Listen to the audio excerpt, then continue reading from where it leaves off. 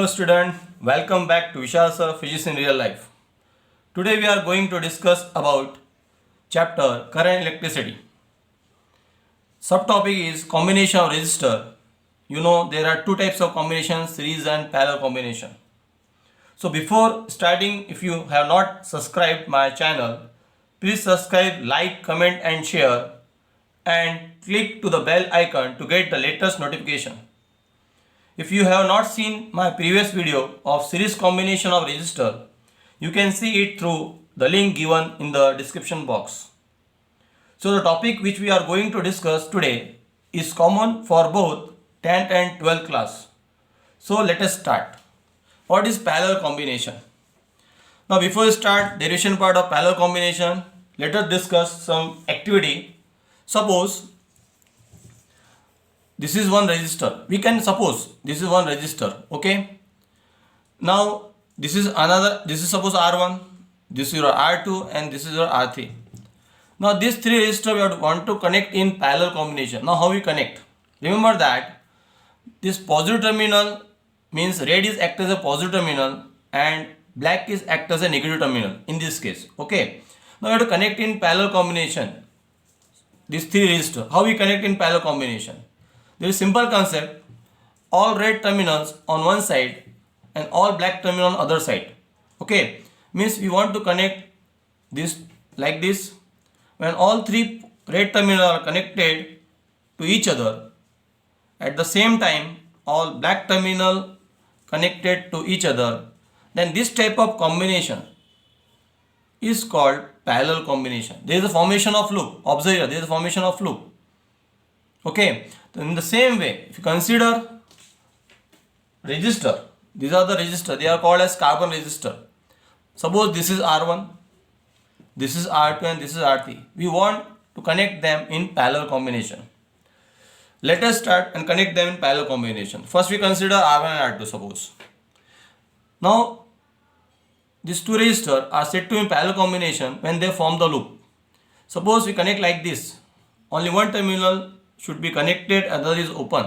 Then this type of combination is said to be series. But we want parallel combination, means formation of loop. You should connect this remaining two terminal, then this combination is said to be parallel. Okay. Now we connect R1, R2 and R3 in parallel combination because in CBSE syllabus we want three resistors which are connected in parallel combination. So we connect them from one side and the other side also. Now they form parallel combination. Observe here. There is a formation of loop. This is R1, this is R2 and this one is R3. Then this type of combination is said to be parallel combination. Okay. Let us start formation of parallel combination. Before we start parallel combination, some points are you should be remember. Important points are there. There are two terms, you know, current and voltage. In parallel combination, current divide and voltage remains same. This is most important point in parallel combination. And second point, according to Ohm's law,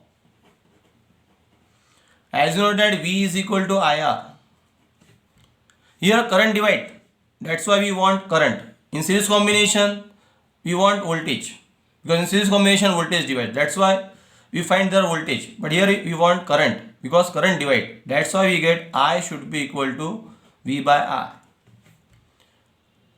Okay, now apply these two concepts in parallel combination. First we draw the circuit of parallel combination.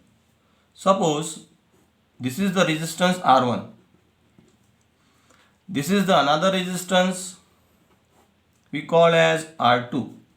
And this is third resistance which we call as R3. Now we want to connect in parallel combination. Circuit should be connected like this. And this type of combination is said to be parallel. We require source in the form of either cell or battery. You know, this acts as a positive terminal. This is negative. This is formation of cell. When two cells are connected in series, plus minus and so on, This is plus, this is minus, again plus, again minus. Then this formation of battery, this acts as a negative. You should remember that you should draw a key that should be close. Okay. Now complete the circuit.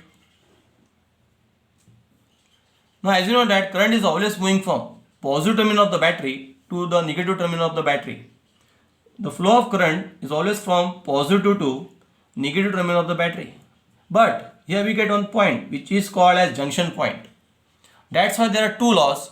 One is called as KVL law and other is called as KCL law. Kirchhoff voltage law and Kirchhoff current law. As you know that in parallel combination current divide. That's why we apply here KCL law. It is also called as junction law.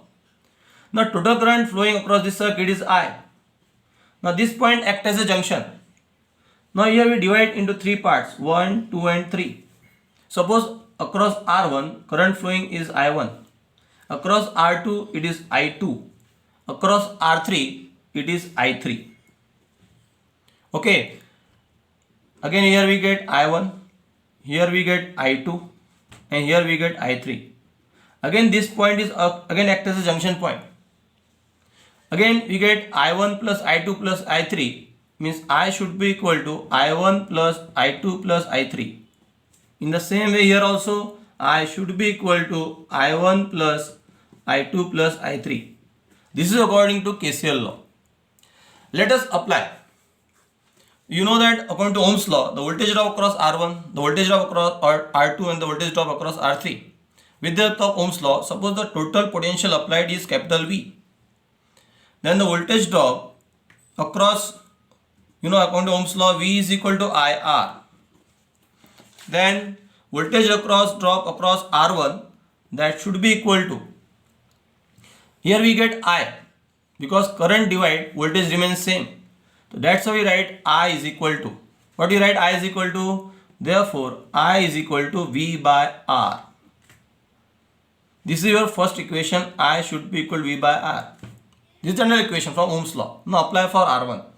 What we get? I1 should be equal to, in parallel combination voltage remains same. Okay, so we get simply V. V remains constant for parallel combination. Resistance vary. That's why here we get R1. In the same way, what is the value of I2 then? Very good. It should be equal to V by R2. In the same way, what is the value of I3 then? Excellent. V by R3. Now mark it by equation 1. Now according to KCL law, as you know that current divide. Okay. So I should be equal to, what you get? I1 plus I2 plus I3. Total current enter junction. Same current leave the junction. Remember this point. Now apply the value of source, mark it by equation 2.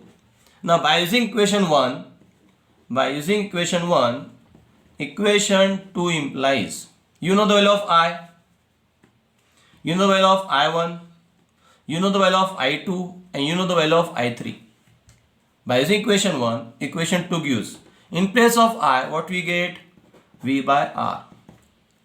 In place of I1, V by R1 plus, in place of I2, we get V by R2 plus, in place of I3, we get V by R3. As you know that in parallel combination, voltage remains same. Okay. And mathematically you know that this V we get cancel out. What will be remaining? 1 by R should be equal to 1 by R1 plus 1 by R2 plus 1 by R3. This equation 3 gives the required expression for equivalent resistance when the three resistors are connected in parallel. Okay. In general, we can write 1 by R equivalent is equal to 1 by R1 plus 1 by R2 plus 1 by R3. From this equation, what we observe? The value of equivalent resistance R equivalent in parallel combination is always smaller than the individual value of R1, R2 and R3. It means that in parallel combination, the value of effective resistance goes on decreasing. Hope so you understood very well. Okay. Goodbye and hope we will meet in the next class soon. Good day. Goodbye.